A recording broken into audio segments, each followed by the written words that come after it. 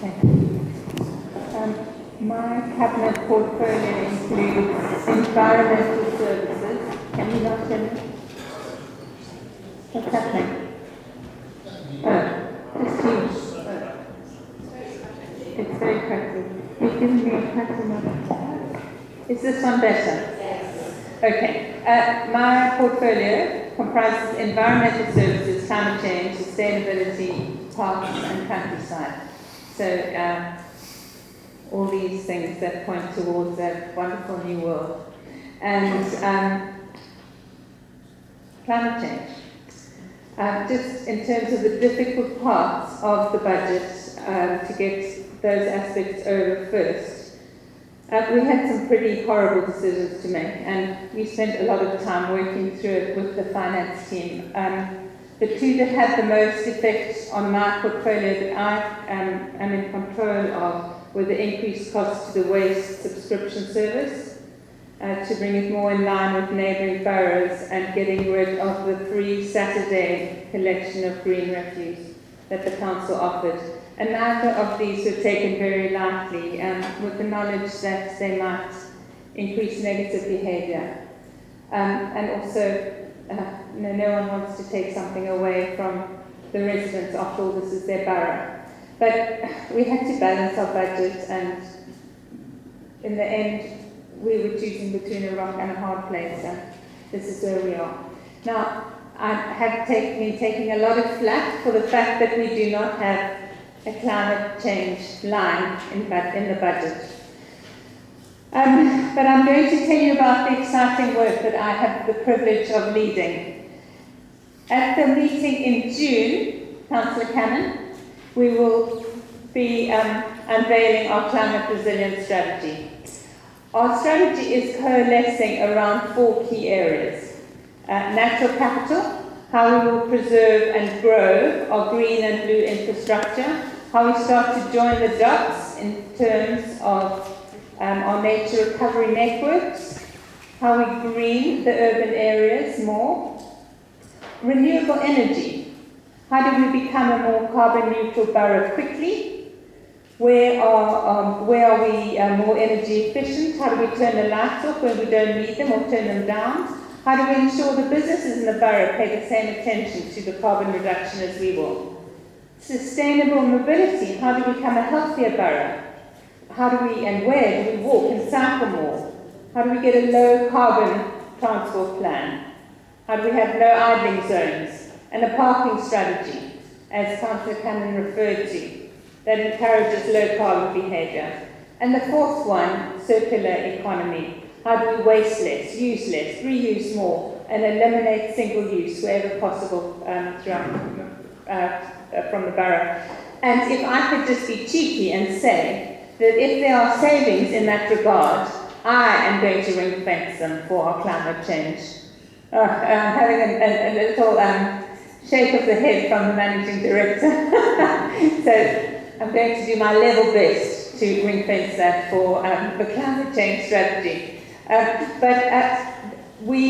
Those 4 areas will be supported by a communications and engagement, by monitoring and measuring, and a funding area as well. And we are going to be working with government, and the council obviously is involved. It's been cross-party, and there have been a lot of you guys in the room, as well as a lot of residents and people who have gone home and people who are at home. This is the borough strategy. It is not the council strategy. It is the residents who will be delivering it. And it's going to be extremely exciting. So I just think this is quite happy news in terms of our climate change strategy. And I just wanted to share it with everybody. That's all I have to say. Thank you. Councillor Vincent Costa, or Senator Costa.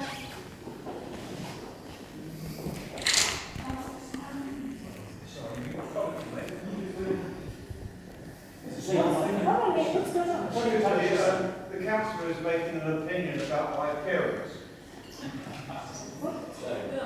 Thank you, Madam Mayor.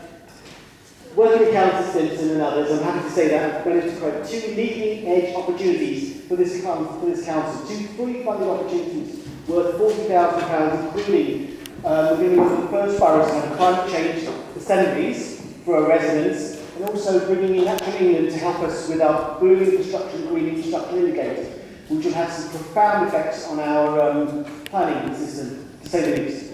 But anyway, enough of that. So, car parking charges. I know a few people have talked about it. We said we want to freeze tariffs, but do you know what? That's not really fair, because we're paying twice as much in winter as people are in Maidenhead.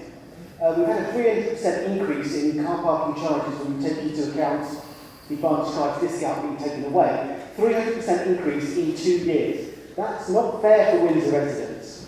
This is going to sap energy, not re-energise Windsor. It's going to sap energy from Windsor Town Centre and reduce footfall. But it's okay, I've got an idea.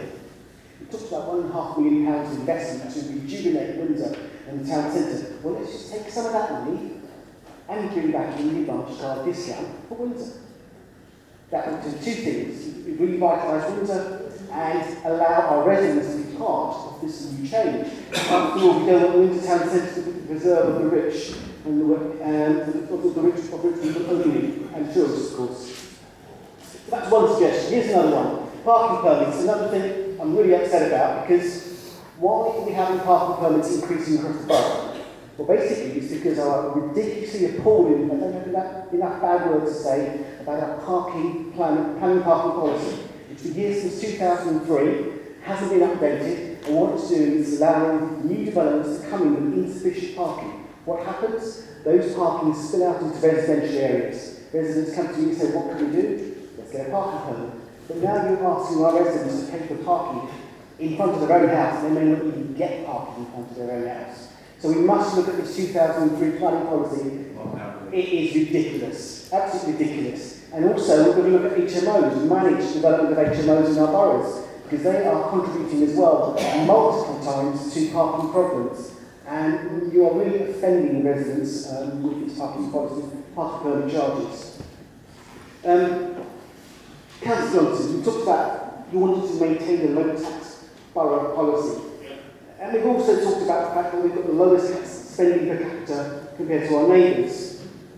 That means we've got the lowest level of income. And you want to maintain this despite huge millions of pounds worth of increase in pricing pressure, in pricing and cost pressures. But that means further cuts. You want to go for the user pays. You want to introduce free electric parking for those who have, free parking for those who have electric cars. That means that the trouble with parking electric cars is that only rich people can afford them at the moment. It's to preserve the wealthy. So you're saying wealthier people aren't going to pay, but the people who haven't got those cars do have to pay. With increasing numbers of people falling into underemployment, the use of pays excludes more and more people because they can't afford to go to the town centre and do many of the things that they really want to in the vibrant community. A low tax borough policy has brought our council to its knees. We talked about the possibility of bankruptcy. It's really flawed. It's dangerous. I think it's very antisocial, and it's really blighting our towns and communities.